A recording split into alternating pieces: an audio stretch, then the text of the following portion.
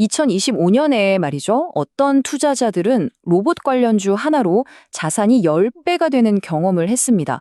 흔히 텐베거라고 하죠. 이게 그냥 운이었을까요? 글쎄요. 오늘은 그 성공 뒤에 숨겨진 비밀을 한번 탈탈 털어서요. 다음 10배 주식을 찾아낼 수 있는 일종의 성공 지도를 그려보려고 합니다. 자, 이거 한번 보세요. 로보티즈, 원익홀딩스. 이 숫자들 정말 엄청나죠? 단 1년 만에 1000%가 넘는 수익률. 내 돈이 10배가 된 거예요. 이게 바로 텐베거의 위력이죠. 근데 진짜 중요한 질문은 이거예요. 도대체 어떻게 이런 일이 가능했던 걸까요? 이게 그냥 타이밍 좋게 딱 그 자리에 있었기 때문일까요? 아니면 우리가 파헤쳐보면 발견할 수 있는 어떤 반복 가능한 성공 공식 같은 게 있는 걸까요? 지금부터 그걸 한번 제대로 뜯어보고 우리만의 청사진을 만들어 보겠습니다. 저희가 작년에 시장을 휩쓸었던 종목들을 정말 꼼꼼하게 분석해 봤거든요. 그랬더니 폭발적인 성장을 위해선 공통적으로 필요한 5가지 조건이 있더라고요. 바로 이게 우리가 찾던 성공의 청사진, 그 핵심입니다. 그러니까 핵심은 이거예요. 이런 어마어마한 상승이 그냥 아무렇게나 일어나는 게 아니라는 거죠. 완전히 새로운 거대 시장이 열리고 뜬구름 잡는 얘기가 아니라 진짜 성장을 이끄는 이벤트가 있고 얘네 아니면 안 되는 핵심 기술을 가졌고 사람들의 기대감이 계속 커지고 결정적으로 아주 작은 규모에서 시작한다. 이 5가지 퍼즐 조각이 딱 맞아 떨어져야 하는 겁니다. 자, 그럼 첫 번째 조건, 새로운 메가 트렌드가 뭐였을까요? 바로 피지컬 AI였습니다. 이게 뭐냐면 AI가 컴퓨터 속에만 있는 게 아니라 현실 세계의 로봇을 직접 움직이는 거예요. 이건 그냥 잠깐 유행하는 테마 수준이 아니었어요. 전문가들이 앞으로 스마트폰 시장에 무려 80배까지 커질 수 있다고 보는 정말 거대한 변화의 시작이었던 거죠. 이 그림이 그 차이를 정말 잘 보여주는데요. 로봇 주식들은 그냥 소문에 한번 확 올랐다가 꺼지는 그런 테마주가 아니었어요.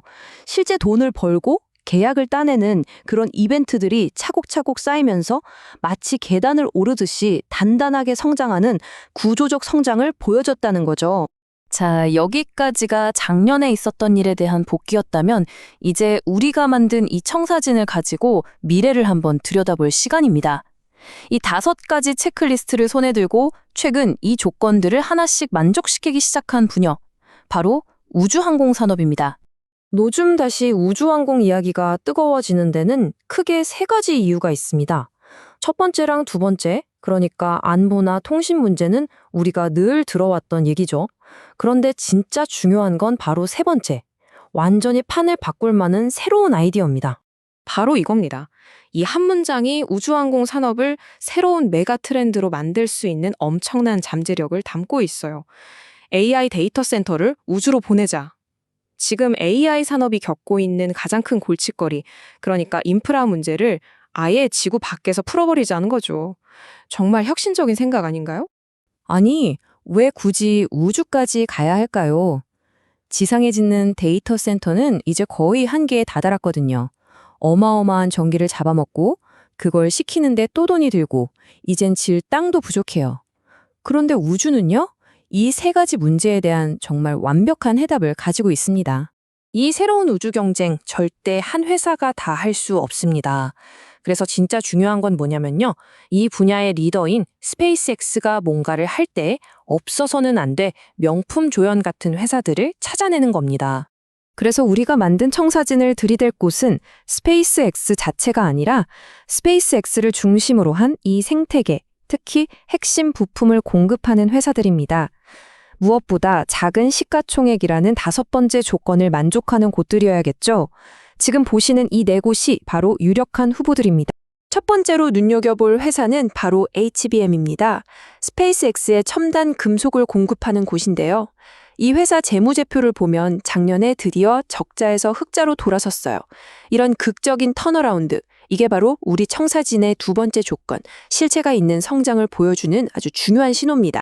스페이스X의 1차 협력사인 스피어X도 마찬가지예요.